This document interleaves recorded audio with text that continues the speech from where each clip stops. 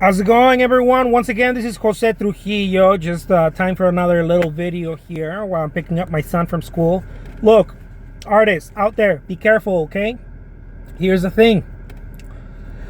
When you start showing yourself, when you start sharing your artwork and showing yourself out there and getting in front of people, people will tend to give you their opinion. I made another video about feedback. Go check it out after this one. After this one. People will start giving you their opinion. They're gonna start giving you their even galleries do this, and I don't know why galleries do this, because a lot of small mom and pop galleries are actually artists, and I think they're just, sometimes they act like they're sitting on a throne, and I call that the throne of judgment. They're trying to tell you that you're not good enough, or you can't cut it, or that you don't meet the requirements of excellence. And and I'm not saying this because I'm sour about it. No, I chose to represent myself and not be represented by a gallery because I needed to sell artwork. I couldn't wait for a gallery to try to sell my artwork. So I'm not, in no way. I do exhibit, but I do it sparingly. I don't do it that much as I used to. So here's the thing, guys.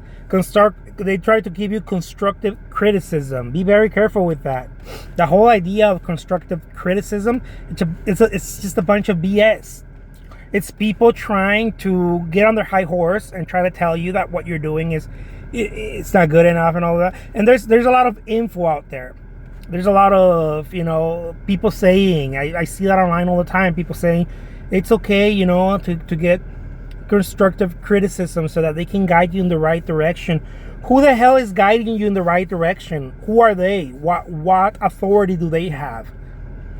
First of all, in regards to your artwork, no one can really guide you unless you're looking up to an artist and you're asking an artist who's also an authority, not just just a random other artist who's also an authority in that subject. And then that maybe you want to ask and you want to be like, what do you think? What, blah blah blah.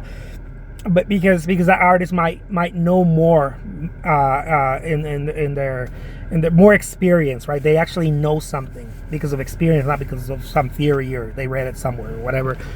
I always talk about this, guys. Be very careful when you're sharing your work, you're trying to exhibit, you put your artwork on Facebook, on Instagram, or whatever, any social platform, and all of a sudden you start getting people like, man, I would use a different palette because of blah blah. And then because you want to be smart, right? I used to do this. You want to be smart, you're like, well, I'll take constructive criticism. No, don't take it. You don't need it. Trust me, you don't need it. It sounds like I'm giving constructive criticism. I'm not, guys. I'm sharing you my experience. Everybody wants to give you criticism. Everybody wants to give you their 2 cents. You don't need it. When it comes to your artwork, it's you. It's personal.